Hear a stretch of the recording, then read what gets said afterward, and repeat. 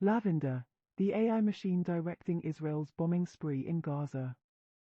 The Israeli army has marked tens of thousands of Gazans as suspects for assassination, using an AI targeting system with little human oversight and a permissive policy for casualties, plus 972 and local call reveal.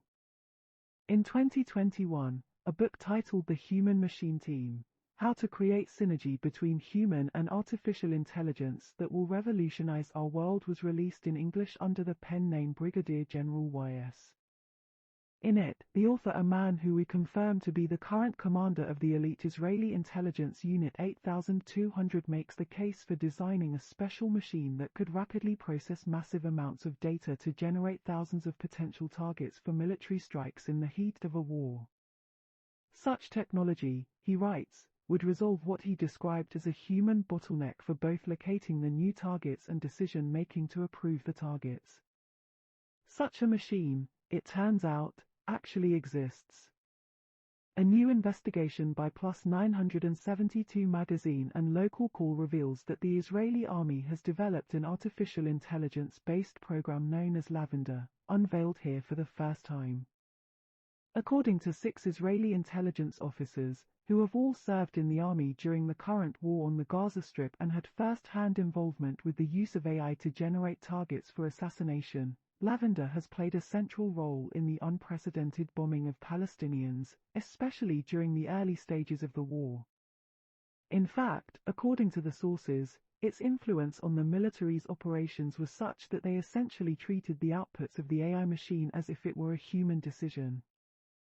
Formally, the Lavender system is designed to mark all suspected operatives in the military wings of Hamas and Palestinian Islamic Jihad, PIJ, including low-ranking ones, as potential bombing targets. The sources told Plus 972 and Local Call that, during the first weeks of the war, the army almost completely relied on Lavender, which clocked as many as 37,000 Palestinians as suspected militants and their homes for possible airstrikes. During the early stages of the war, the army gave sweeping approval for officers to adopt Lavender's kill lists, with no requirement to thoroughly check why the machine made those choices or to examine the raw intelligence data on which they were based. One source stated that human personnel often served only as a rubber stamp for the machine's decisions, adding that, normally, they would personally devote only about 20 seconds to each target before authorizing a bombing just to make sure the Lavender marked target is male. This was despite knowing that the system makes what are regarded as errors in approximately 10% of cases, and is known to occasionally mark individuals who have merely a loose connection to militant groups, or no connection at all. Moreover, the Israeli army systematically attacked the targeted individuals while they were in their homes, usually at night while their whole families were present rather than during the course of military activity. According to the sources, this was because, from what they regarded as an intelligence standpoint, it was easier to locate the individuals in their private houses. Additional automated systems, including one called Where's Daddy, also revealed here for the first time, were used specifically to track the targeted individuals and carry out bombings when they had entered their families' residences. The result, as the sources testified, is that thousands of Palestinians, most of them women and children or people who were not involved in the fighting, were wiped out by Israeli airstrikes, especially during the first weeks of the war, because of the AI program's decisions. We were not interested in killing operatives only when they were in a military building or engaged in a military activity, an intelligence officer told Plus 972 and Local Call. On the contrary, the IDF bombed them in homes without hesitation, as a first option. It's much easier to bomb a family's home. The system is built to look for them in these situations. The Lavender machine joins another AI system, the Gospel, about which information was revealed in a previous investigation by Plus 972 and Local Call in November 2023, as well as in the Israeli military's own publications. A fundamental difference between the two systems is in the definition of the target. Whereas the Gospel marks buildings and structures that the army claims militants operate from, Lavender marks people and puts them on a kill list. In addition, according to the sources, when it came to targeting alleged junior militants marked by Lavender, the army preferred to only use unguided missiles, commonly known as dumb bombs, in contrast to smart precision bombs, which can destroy entire buildings on top of their occupants and cause significant casualties. You don't want to waste expensive bombs on unimportant people. It's very expensive for the country and there's a shortage, said C, one of the intelligence officers. Another source said that they had personally authorized the bombing of hundreds of private homes of alleged junior operatives marked by Lavender, with many of these attacks killing civilians and entire families as collateral damage. In an unprecedented move, according to two of the sources, the army also decided during the first weeks of the war that, for every junior Hamas operative that Lavender marked, it was permissible to kill up to 15 or 20 civilians. In the past, the military did not authorize any collateral damage during assassinations of low-ranking militants. The sources added that, in the event that the target was a senior Hamas official with the rank of battalion or brigade commander, the army on several occasions authorized the killing of more than 100 civilians in the assassination of a single commander. The following investigation is organized according to the 6 chronological stages of the Israeli army's highly automated target production in the early weeks of the Gaza war. First, we explain the Lavender machine itself, which marked tens of thousands of Palestinians using AI. Second, we reveal the Where's Daddy system, which tracked these targets and signaled to the army when they entered their family homes. Third, we describe how dumb bombs were chosen to strike these homes. Fourth, we explain how the army loosened the permitted number of civilians who could be killed during the bombing of a target. Fifth, we note how automated software inaccurately calculated the amount of non-combatants in each household. And sixth, we show how on several occasions, when a home was struck, usually at night, the individual target was sometimes not inside at all, because military officers did not verify the information in real time. Step 1. Generating targets. Once you go automatic, target generation goes crazy. In the Israeli army, the term human target referred in the past to a senior military operative who, according to the rules of the military's International Law Department, can be killed in their private home even if there are civilians around. Intelligence sources told Plus 972 and Local Call that during Israel's previous wars, since this was an especially brutal way to kill someone, often by killing an entire family alongside the target, such human targets were marked very carefully and only senior military commanders were bombed in their homes, to maintain the principle of proportionality under international law. But after October 7, when Hamas-led militants launched a deadly assault on southern Israeli communities, killing around 1,200 people and abducting 240, the army, the sources said, took a dramatically different approach. Under Operation Iron Swords, the army decided to designate all operatives of Hamas military wing as human targets, regardless of their rank or military importance. And that changed everything. The new policy also posed a technical problem for Israeli intelligence.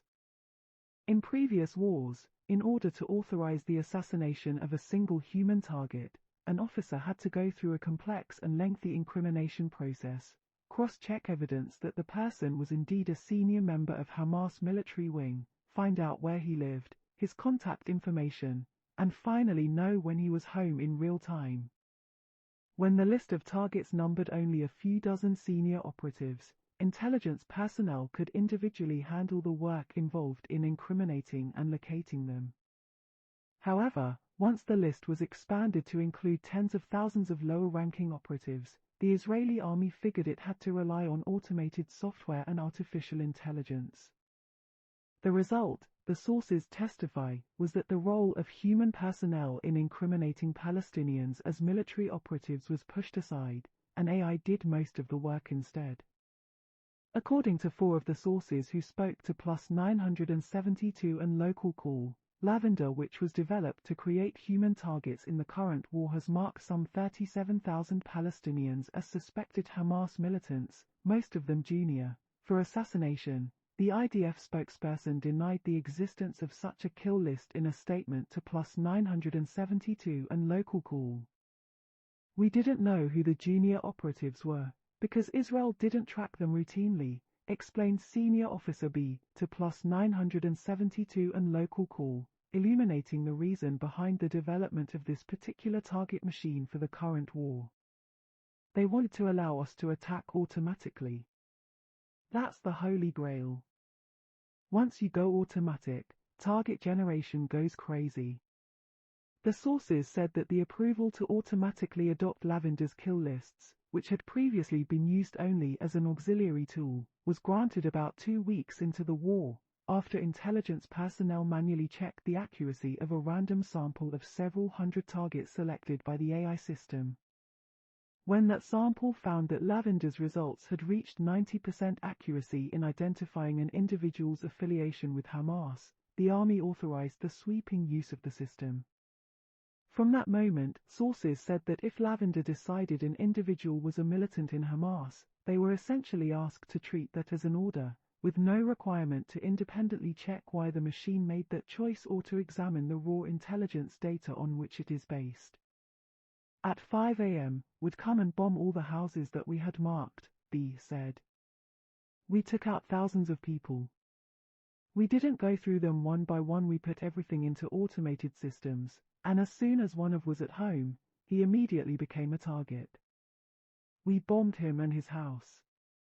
It was very surprising for me that we were asked to bomb a house to kill a ground soldier, whose importance in the fighting was so low," said one source about the use of AI to mark alleged low-ranking militants. "I nicknamed those targets garbage targets.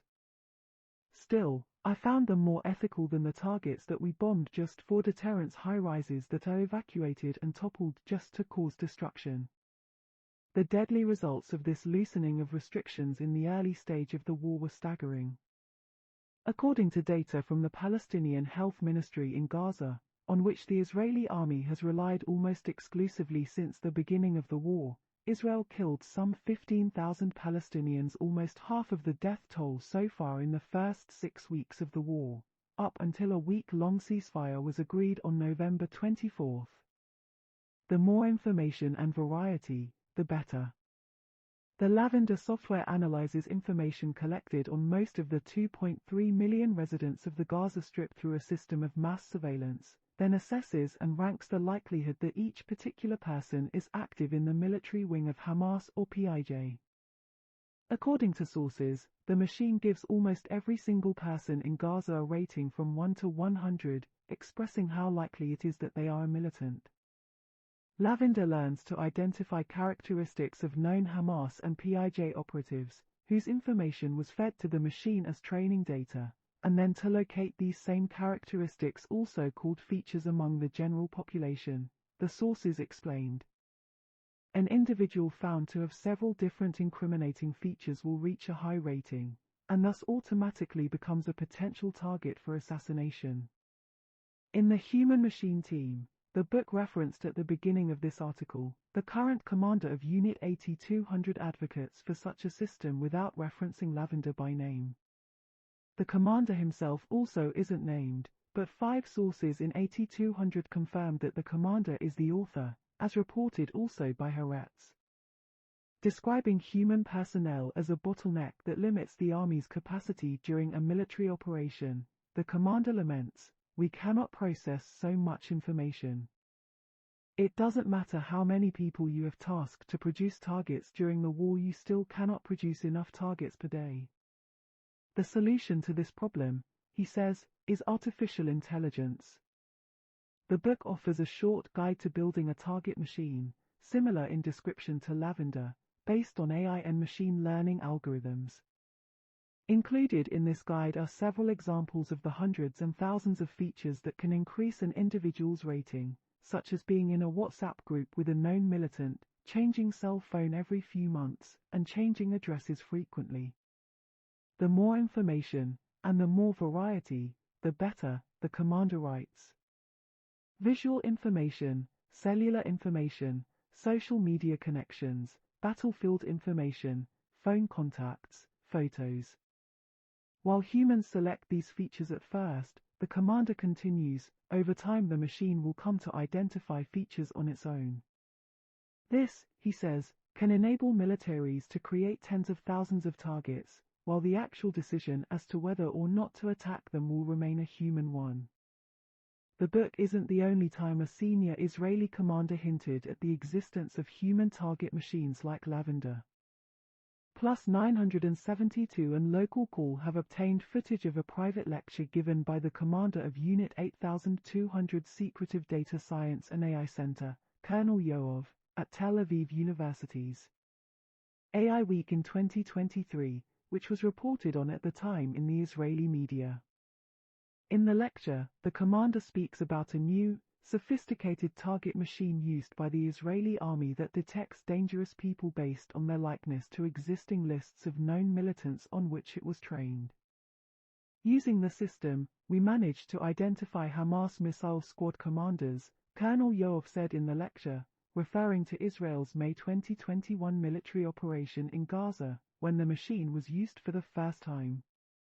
The lecture presentation slides, also obtained by Plus 972 and Local Call, contain illustrations of how the machine works. It is fed data about existing Hamas operatives, it learns to notice their features, and then it rates other Palestinians based on how similar they are to the militants. We rank the results and determine the threshold, Colonel Yoav said in the lecture, emphasizing that eventually, people of flesh and blood take the decisions. In the defense realm, ethically speaking, we put a lot of emphasis on this. These tools are meant to help break their barriers. In practice, however, sources who have used Lavender in recent months say human agency and precision were substituted for mass target creation and lethality. There was no zero-error policy. B. A senior officer who used Lavender, echoed to Plus 972 and Local Call that in the current war, officers were not required to independently review the AI system's assessments, in order to save time and enable the mass production of human targets without hindrances. Everything was statistical, everything was neat, it was very dry, B. said. He noted that this lack of supervision was permitted despite internal checks showing that Lavender's calculations were considered accurate only 90% of the time. In other words, it was known in advance that 10% of the human targets slated for assassination were not members of the Hamas military wing at all. For example, sources explained that the Lavender machine sometimes mistakenly flagged individuals who had communication patterns similar to known Hamas or PIJ operatives, including police and civil defense workers, militants' relatives, residents who happened to have a name and nickname identical to that of an operative, and Gazans who used a device that once belonged to a Hamas operative. How close does a person have to be to Hamas to be affiliated with the organization? Said one source critical of Lavender's inaccuracy. It's a vague boundary. Is a person who doesn't receive a salary from Hamas, but helps them with all sorts of things, a Hamas operative? Is someone who was in Hamas in the past, but is no longer there today, a Hamas operative? Each of these features characteristics that a machine would flag as suspicious is inaccurate. Similar problems exist with the ability of target machines to assess the phone used by an individual marked for assassination. In war, Palestinians change phones all the time, said the source. People lose contact with their families, give their phone to a friend or a wife, maybe lose it. There is no way to rely 100% on the automatic mechanism that determines which number belongs to whom. According to the sources, the army knew that the minimal human supervision in place would not discover these faults. There was no zero-error policy. Mistakes were treated statistically, said a source who used Lavender. Because of the scope and magnitude, the protocol was that even if you don't know for sure that the machine is right, you know that statistically it's fine. So you go for it.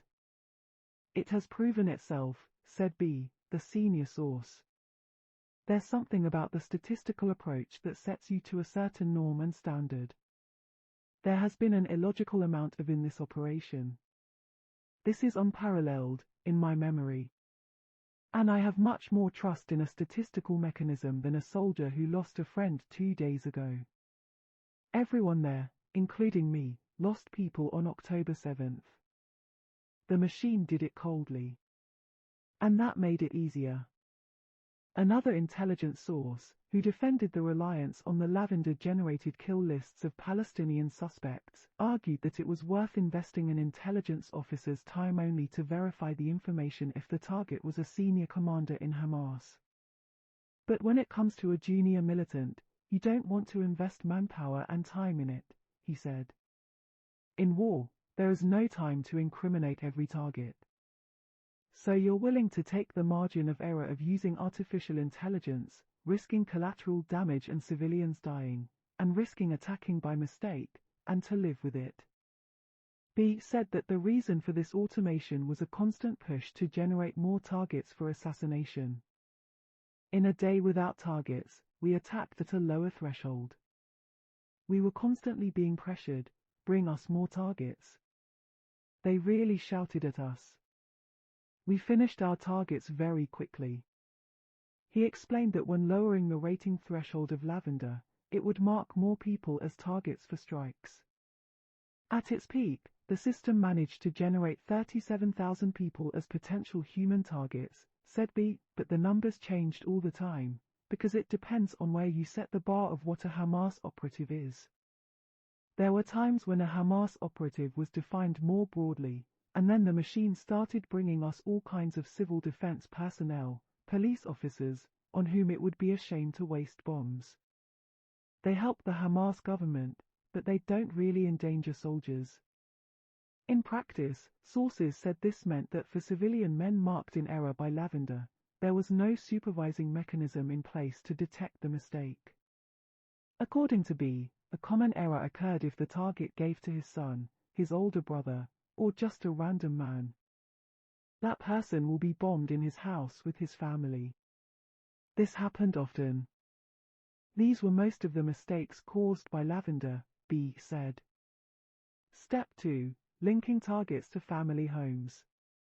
Most of the people you killed were women and children. The next stage in the Israeli army's assassination procedure is identifying where to attack the targets that Lavender generates.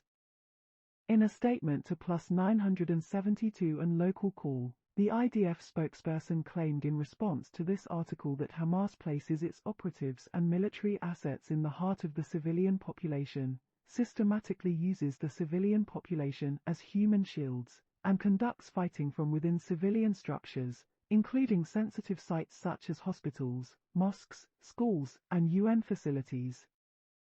The IDF is bound by an axe according to international law, directing its attacks only at military targets and military operatives. The 6 sources we spoke to echoed this to some degree, saying that Hamas' extensive tunnel system deliberately passes under hospitals and schools, that Hamas militants use ambulances to get around, and that countless military assets have been situated near civilian buildings. The sources argued that many Israeli strikes kill civilians as a result of these tactics by Hamas, a characterization that human rights groups warn evades Israel's onus for inflicting the casualties.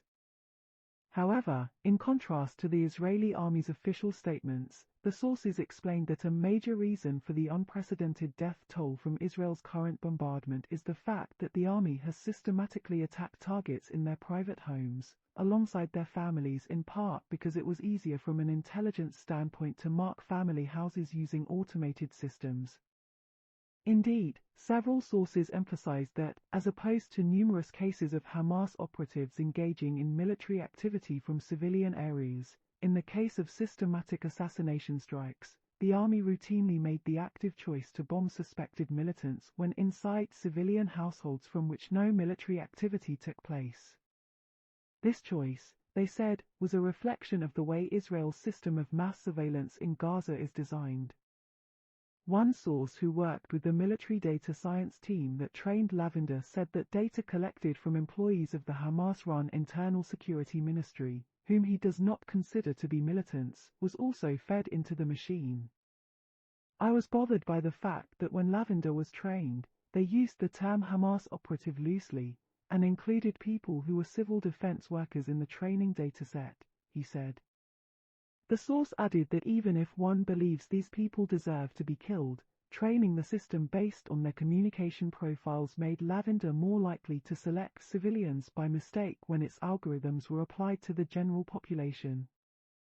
Since it's an automatic system that isn't operated manually by humans, the meaning of this decision is dramatic. It means you're including many people with a civilian communication profile as potential targets. We only checked that the target was a man. The Israeli military flatly rejects these claims.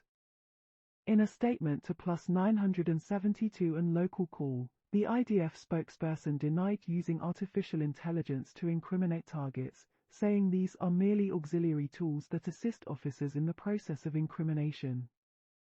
The statement went on, in any case, an independent examination by an analyst is required, which verifies that the identified targets are legitimate targets for attack, in accordance with the conditions set forth in IDF directives and international law. However, sources said that the only human supervision protocol in place before bombing the houses of suspected junior militants marked by Lavender was to conduct a single check, ensuring that the AI-selected target is male rather than female. The assumption in the army was that if the target was a woman, the machine had likely made a mistake, because there are no women among the ranks of the military wings of Hamas and PIJ. A human being had to for just a few seconds, B said, explaining that this became the protocol after realizing the Lavender system was getting it right most of the time. At first, we did checks to ensure that the machine didn't get confused. But at some point we relied on the automatic system, and we only checked that was a man. That was enough. It doesn't take a long time to tell if someone has a male or a female voice. To conduct the male-female check, B claimed that in the current war, I would invest 20 seconds for each target at this stage, and do dozens of them every day. I had zero added value as a human, apart from being a stamp of approval. It saved a lot of time. If came up in the automated mechanism, and I checked that he was a man, there would be permission to bomb him, subject to an examination of collateral damage. The sources told Plus 972 and Local Call that since everyone in Gaza had a private house with which they could be associated, the army's surveillance systems could easily and automatically link individuals to family houses. In order to identify the moment operatives enter their houses in real time, various additional automatic softwares have been developed. These programs track thousands of individuals simultaneously, identify when they are at home, and send an automatic alert to the targeting officer, who then marks the house for bombing. One of several of these tracking softwares, revealed here for the first time, is called Where's Daddy? You put hundreds into the system and wait to see who you can kill, said one source with knowledge of the system. It's called broad hunting. You copy-paste from the lists that the target system produces. Evidence of this policy is also clear from the data. During the first month of the war, more than half of the fatalities, 6,120 people, belonged to 1,340 families, many of which were completely wiped out while inside their homes, according to UN figures. The proportion of entire families bombed in their houses in the current war is much higher than in the 2014 Israeli operation in Gaza, which was previously Israel's deadliest war on the Strip, further suggesting the prominence of this policy. Another source said that each time the pace of assassinations waned, more targets were added to systems like Where's Daddy? To locate individuals that entered their homes and could therefore be bombed.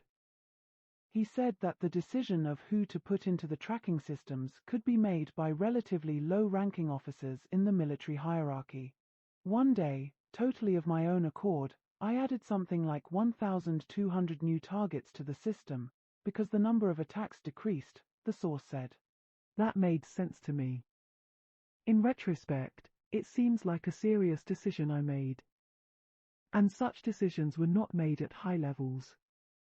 The sources said that in the first 2 weeks of the war, several thousand targets were initially inputted into locating programs like Where's Daddy?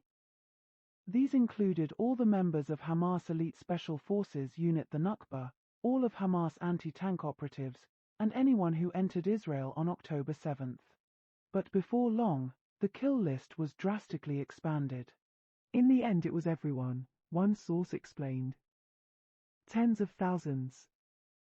This happened a few weeks later, when the brigades entered Gaza, and there were already fewer uninvolved people in the northern areas. According to this source, even some minors were marked by Lavender as targets for bombing. Normally, operatives are over the age of 17, but that was not a condition. Lavender and systems like Where's Daddy were thus combined with deadly effect, killing entire families, sources said. By adding a name from the Lavender-generated lists to the Where's Daddy home tracking system, Aya explained, the marked person would be placed under ongoing surveillance and could be attacked as soon as they set foot in their home, collapsing the house on everyone inside. Let's say you calculate Hamas plus 10, 8 said. Usually, these 10 will be women and children. So absurdly, it turns out that most of the people you killed were women and children. Step 3. Choosing a weapon. We usually carried out the attacks with dumb bombs. Once Lavender has marked a target for assassination, army personnel have verified that they are male, and tracking software has located the target in their home. The next stage is picking the munition with which to bomb them.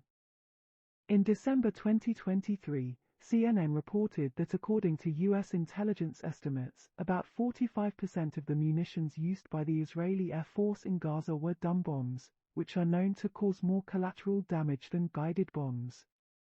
In response to the CNN report, an army spokesperson quoted in the article said, "As a military committed to international law and a moral code of conduct, we are devoting vast resources to minimizing harm to the civilians that Hamas has forced into the role of human shields. Our war is against Hamas, not against the people of Gaza." 3 intelligence sources, however, told Plus 972 and Local Call that junior operatives marked by Lavender were assassinated only with dumb bombs, in the interest of saving more expensive armaments. The implication, one source explained, was that the army would not strike a junior target if they lived in a high-rise building, because the army did not want to spend a more precise and expensive floor bomb, with more limited collateral effect, to kill him.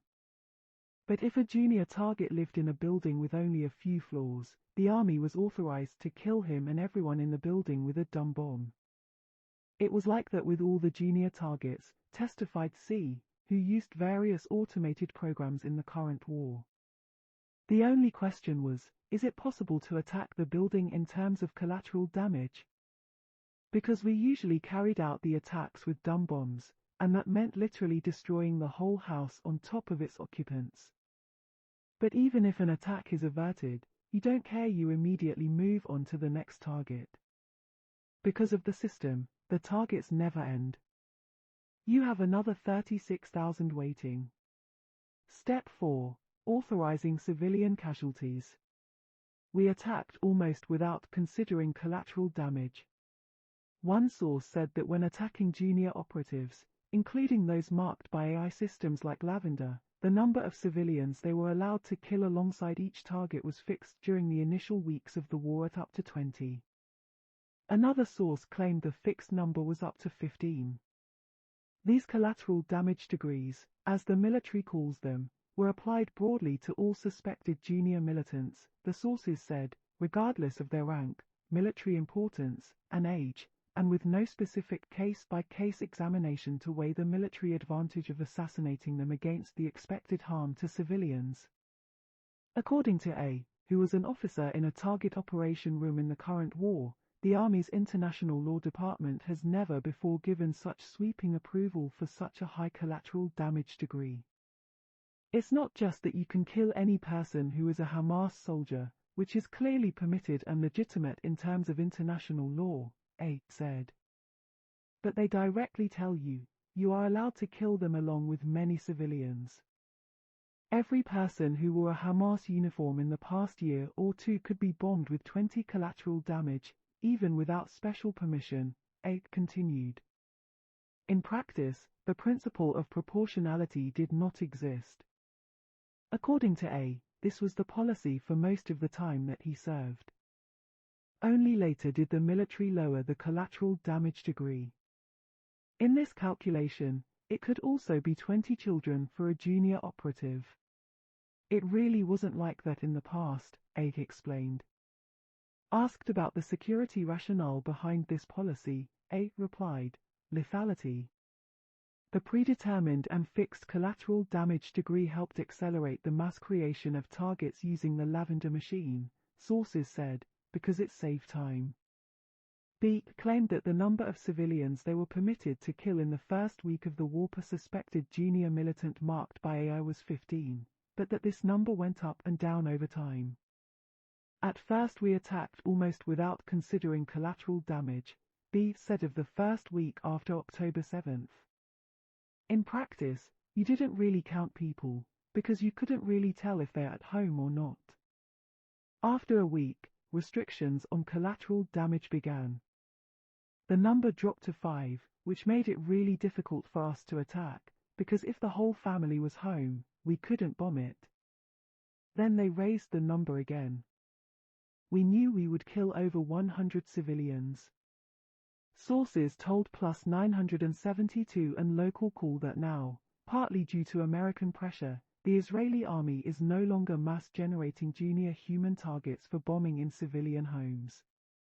The fact that most homes in the Gaza Strip were already destroyed or damaged, and almost the entire population has been displaced, also impaired the army's ability to rely on intelligence databases and automated house locating programs.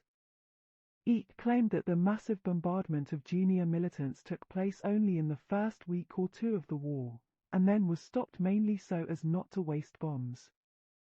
There is a munitions economy, E said. They were always afraid that there would be in the northern arena.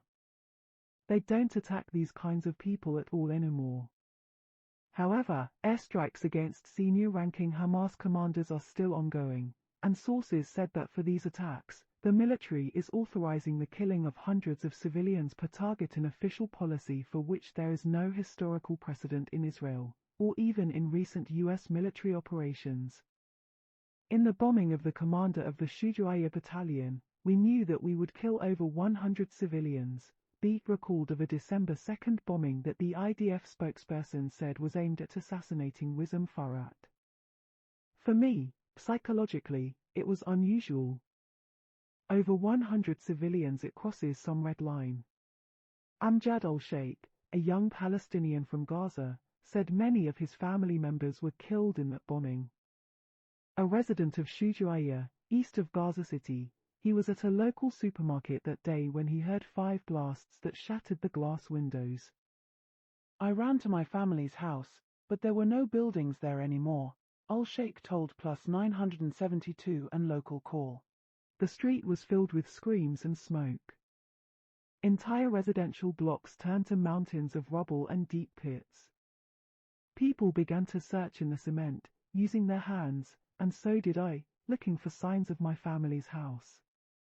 Al-Sheikh's wife and baby daughter survived, protected from the rubble by a closet that fell on top of them, but he found 11 other members of his family, among them his sisters, brothers, and their young children, dead under the rubble. According to the human rights group B'Tselem, the bombing that day destroyed dozens of buildings, killed dozens of people, and buried hundreds under the ruins of their homes. Entire families were killed. Intelligence sources told Plus 972 and Local Call they took part in even deadlier strikes. In order to assassinate Ayman Nofel, the commander of Hamas Central Gaza Brigade, a source said the army authorized the killing of approximately 300 civilians, destroying several buildings in airstrikes on Al-Buri refugee camp on October 17, based on an imprecise pinpointing of Nofel. Satellite footage and videos from the scene show the destruction of several large multi-story apartment buildings. Between 16 to 18 houses were wiped out in the attack, Amro al-Khatib, a resident of the camp, told Plus 972 and Local Call. We couldn't tell one apartment from the other, they all got mixed up in the rubble, and we found human body parts everywhere. In the aftermath, al-Khatib recalled around 50 dead bodies being pulled out of the rubble, and around 200 people wounded, many of them gravely. But that was just the first day. The camp's residents spent 5 days pulling the dead and injured out, he said.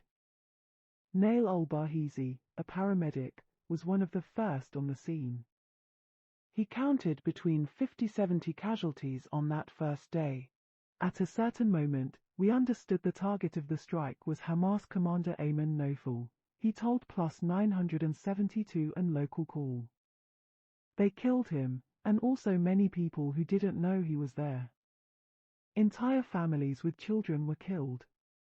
Another intelligence source told Plus 972 and Local Call that the army destroyed a high-rise building in Rafah in mid-December, killing dozens of civilians, in order to try to kill Mohammed Shabaneh, the commander of Hamas Rafah Brigade. It is not clear whether or not he was killed in the attack.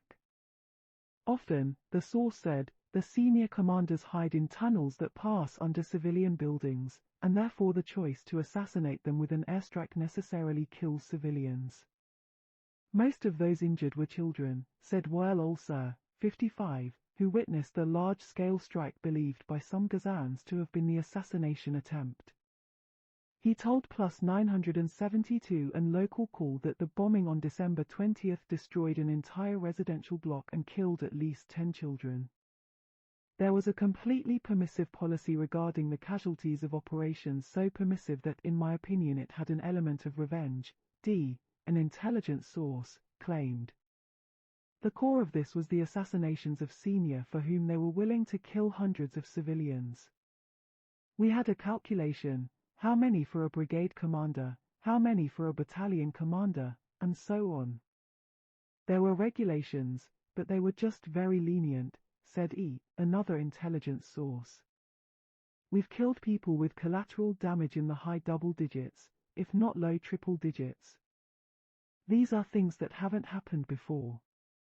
Such a high rate of collateral damage is exceptional not only compared to what the Israeli army previously deemed acceptable, but also compared to the wars waged by the United States in Iraq, Syria, and Afghanistan. General Peter Gersten, Deputy Commander for Operations and Intelligence in the operation to fight ISIS in Iraq and Syria, told a U.S. Defense magazine in 2021 that an attack with collateral damage of 15 civilians deviated from procedure.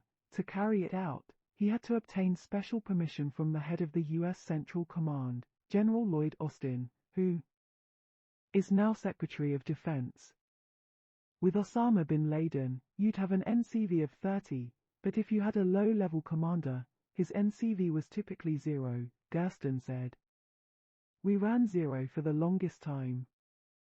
We were told, whatever you can, bomb. All the sources interviewed for this investigation said that Hamas massacres on October 7 and kidnapping of hostages greatly influenced the army's fire policy and collateral damage degrees. At first, the atmosphere was painful and vindictive, said B, who was drafted into the army immediately after October 7 and served in a target operation room. The rules were very lenient. They took down 4 buildings when they knew the target was in one of them. It was crazy. There was a dissonance. On the one hand, people here were frustrated that we were not attacking enough, B continued. On the other hand, you see at the end of the day that another 1,000 Gazans have died, most of them civilians. There was hysteria in the professional ranks, said D, who was also drafted immediately after October 7. They had no idea how to react at all. The only thing they knew to do was to just start bombing like madmen to try to dismantle Hamas capabilities. D stressed that they were not explicitly told that the army's goal was revenge, but expressed that as soon as every target connected to Hamas becomes legitimate, and with almost any collateral damage being approved, it is clear to you that thousands of people are going to be killed. Even if officially every target is connected to Hamas, when the policy is so permissive, it loses all meaning. A also used the word revenge to describe the atmosphere inside the army after October 7. No one thought about what to do afterward, when the war is over, or how it will be possible to live in Gaza and what they will do with it, A said. We were told, Now we have to fuck up Hamas, no matter what the cost. Whatever you can, you bomb. B. The senior intelligence source said that in retrospect, he believes this disproportionate policy of killing Palestinians in Gaza also endangers Israelis, and that this was one of the reasons he decided to be interviewed. In the short term, we are safer, because we hurt Hamas. But I think we're less secure in the long run. I see how all the bereaved families in Gaza, which is nearly everyone, will raise the motivation for Hamas 10 years down the line. And it will be much easier to recruit them. In a statement to Plus 972 and Local Call, the Israeli army denied much of what the sources told us, claiming that each target is examined individually, while an individual assessment is made of the military advantage and collateral damage expected from the attack. The IDF does not carry out attacks when the collateral damage expected from the attack is excessive in relation to the military advantage. Step 5. Calculating collateral damage. The model was not connected to reality. According to the intelligence sources, the Israeli army's calculation of the number of civilians expected to be killed in each house alongside a target, a procedure examined in a previous investigation by Plus 972 and Local Call, was conducted with the help of automatic and inaccurate tools. In previous wars, intelligence personnel would spend a lot of time verifying how many people were in a house that was set to be bombed, with the number of civilians liable to be killed listed as part of a target file. After October 7, however, this thorough verification was largely abandoned in favor of automation. In October, the New York Times reported on a system operated from a special base in southern Israel, which collects information from mobile phones in the Gaza Strip and provided the military with a live estimate of the number of Palestinians who fled the northern Gaza Strip southward. Brig. General Edi Ben-Muha told the Times that it's not a 100% perfect system, but it gives you the information you need to make a decision. The system operates according to colors. Red marks areas where there are many people, and green and yellow mark areas that have been relatively cleared of residents. The sources who spoke to Plus 972 and Local Call described a similar system for calculating collateral damage, which was used to decide whether to bomb a building in Gaza. They said that the software calculated the number of civilians residing in each home before the war by assessing the size of the building and reviewing its list of residents, and then reduced those numbers by the proportion of residents who supposedly evacuated the neighborhood. To illustrate, if the army estimated that half of a neighborhood's residents had left, the program would count a house that usually had 10 residents as a house containing 5 people. To save time, the sources said, the army did not surveil the homes to check how many people were actually living there, as it did in previous operations, to find out if the program's estimate was indeed accurate. This model was not connected to reality, claimed one source. There was no connection between those who were in the home now, during the war, and those who were listed as living there prior to the war. We bombed a house without knowing that there were several families inside, hiding together.